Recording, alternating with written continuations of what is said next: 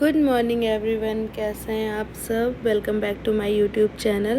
और कल रात में हम यहीं पे रुके थे। ये है कैंप, यहीं पे हमने स्टे किया था। बहुत हालत मेरी ख़राब हो गई थी रात में, ठंड से भी और थकान से भी।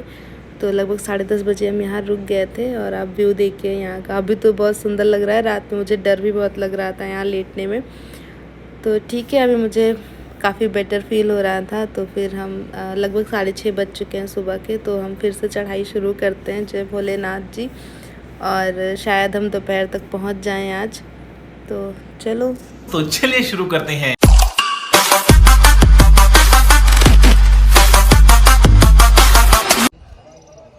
हे भगवान, दर्शन दे के नीचे भेज दो। नज़ारे ले लो आप, नज़ारे।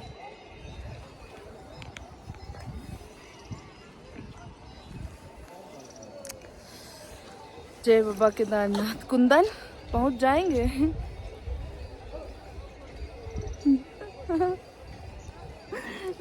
चेहरे पे 12 बजे हुए।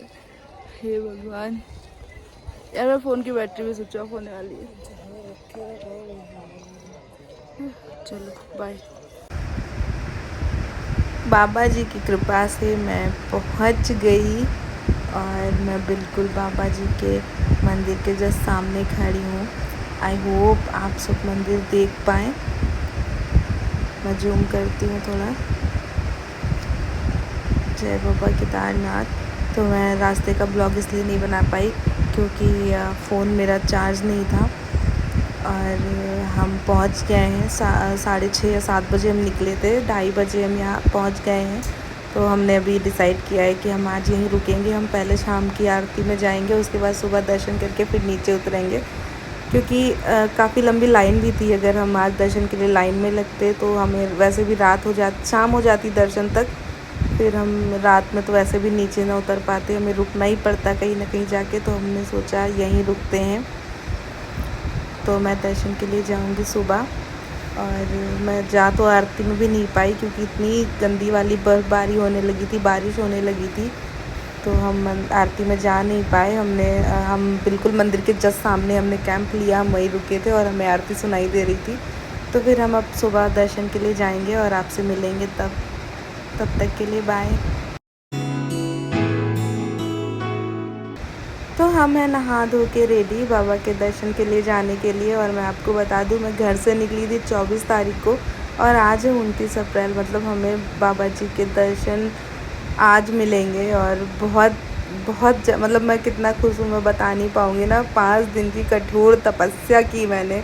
ये मेरे लिए तपस्या ही थी, तब जा कर के मैं बाबा जी के दर्शन मुझे मिलेंगे।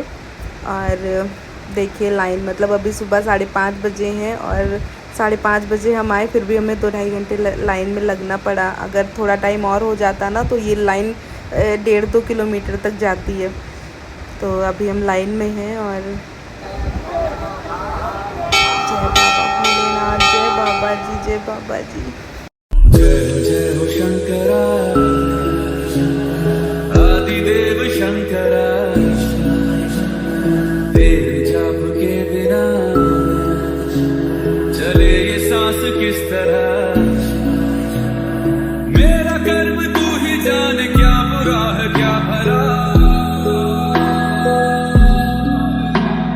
तेरे रास्ते पे मैं तो आंख मूंद के चला।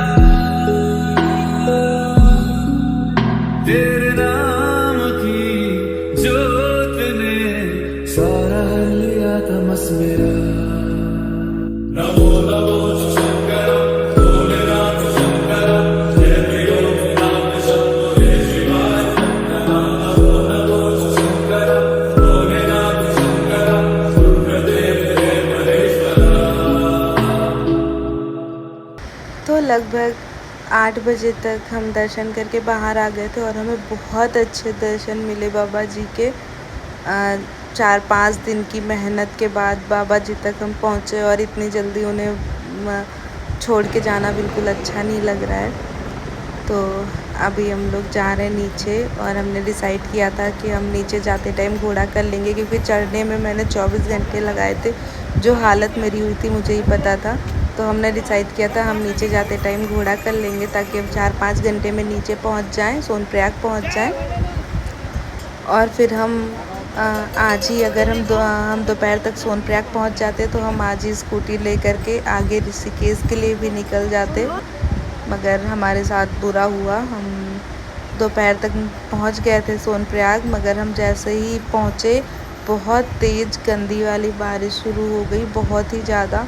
हमने 2-3 घंटे वेट किया कि शायद बारिश रुक जाए तो हम आज ही थोड़ी दूर आज चले जाते हैं, लगभग 100 किलोमीटर सोनप्रयाग के आगे आज चले जाएंगे और 100 किलोमीटर कल चले जाएंगे। बिकॉज़ पहाड़ों पे 200 किलोमीटर स्कूटी चलाना बहुत टफ़ होता है, 8-10 घंटे लग जाते हैं, हमें आराम आराम से जाना होता है। मगर बारिश नहीं रुकी, काफ़ी टाइम हो गया था, तो फिर हमने सोनप्रयाग में फिर से होटल लिया और हम वहाँ रुक गए।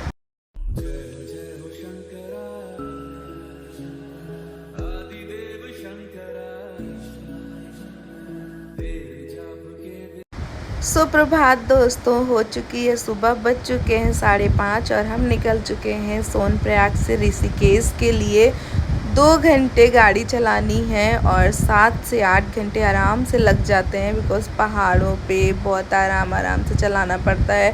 हमें कोई बहुत ज़्यादा एक्सपीरियंस भी नहीं है कि हम उड़ जाएं, तो हम 2-3 जगह रुक के चाय वाय पी के आराम से पहुंच जाएंगे। आई प्रे कि हम दोपहर तक पहुंच जाएं ऋषिकेश। और मैं प्रॉपर ब्लॉगिंग इसलिए नहीं कर पा रही हूँ क्योंकि मेरा फ़ोन पहला कारण है, मतलब ये कभी चार्ज रहता ही नहीं है, और दूसरा कारण मेरी तबीयत लास्ट नाइट, मतलब सोनप्रयाग में जब मैं रुकी तो मेरी तबीयत काफ़ी ख़राब हो गई थी, तो फिर उसकी वजह से मैं ब्लॉगिंग नहीं कर पा रही हूँ।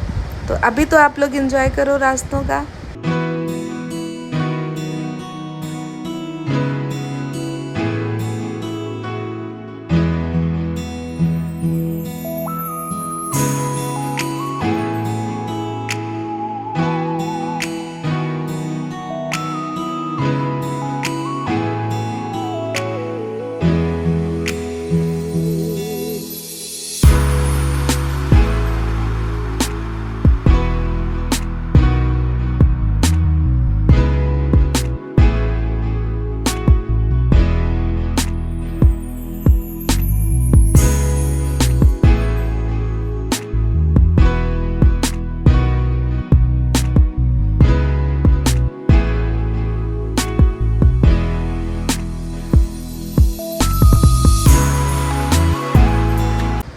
तो आप लोग नज़ारों का भी इंजॉय करिए और थोड़ी मेरी बात भी सुन लीजिए। अब मैं प्रॉपर ब्लॉगिंग तो कर नहीं पा रही हूँ, रीज़न तो मैंने बता दिया, तो मैं अभी आपको बता देती हूँ कि दोपहर में हम पहुँच गए ऋषिकेश, और ऋषिकेश से शाम की हमारी ट्रेन थी बाराबंकी के लिए, तो हमने वो ट्रेन कर ली और उसके बाद हम सुबह 10:30 बजे बाराबंकी पहुँच गए। अब हम आपसे मिलेंगे बाराबंकी पहुँच के। हम पहुंच चुके हैं बाराबंकी। स्टेशन से हमने कर लिया है रिक्शा, और रास्ते में मैं पैक करा रही थी गोलू भैया के लिए जलेबी, तो मुझे एक क्यूट सा प्यारा सा नन्ना मुन्ना पप्पी मिला, और मेरा बड़ा मन हुआ उठा के इसे घर ले जाऊँ, मगर मेरे घर में ऑलरेडी 7-8 हैं, तो मम्मी तो हमें फेंक ही देती घर के बाहर। मगर ये बड़ा प्यारा है, मतलब मेरी तो लाड टपटती है ना ऐसे बच्चों को देख के। फिर जलेबी लेने के बाद हमने गोलू भैया के लिए पैक कराए समोसे। कुंदन गया है समोसा लेने, गोलू भैया का फ़ोन आ गया था मुझे कि समोसा और जलेबी ले आना, तो हमने उनके लिए समोसा और जलेबी पैक कराया। बाकी मैं अपने बाकी बच्चों से मिलने के लिए भी बहुत एक्साइटेड हूँ। तो पहुँचते ही लाडो भाग के आई मेरे पास, लेकिन थोड़ी सी नाराज़ लग रही थी, पता नहीं क्यों।